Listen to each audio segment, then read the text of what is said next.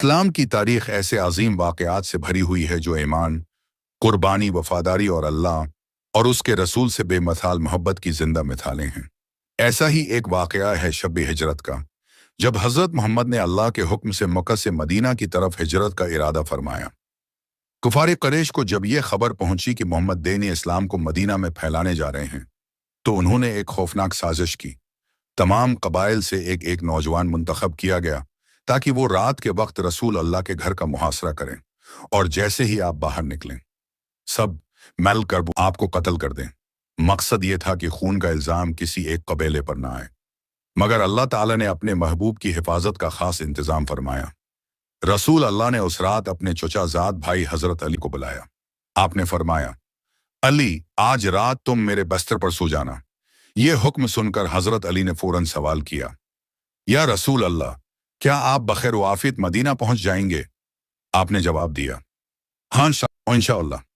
हज़रत अली ने मुस्कुराकर अर्ज किया, फिर मुझे किसी चीज का खौफ नहीं।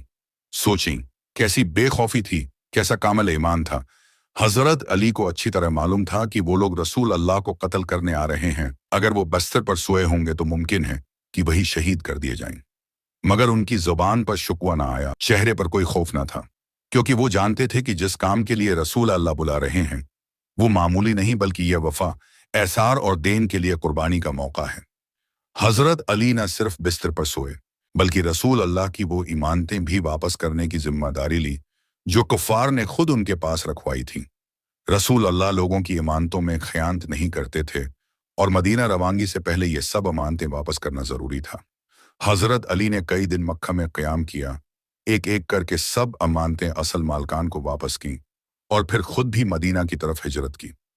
जब कुफ्फार सुबह के वक्त दरवाज़ा तोड़कर अंदर दाखिल हुए तो उन्हें हैरत हुई कि बस्तर पर हज़रत अली सो रहे हैं, न कि मोहम्मद।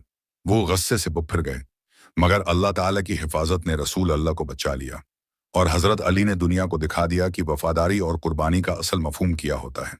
ये वाक़या आज भी हमें सिखाता है कि अगर ईमान मजबूत हो, नीयत खालिस हो और दिल में अल्लाह और उसके रसूल की मोहब्बत हो, तो इंसान हर खतरे का सामना कर सकता है।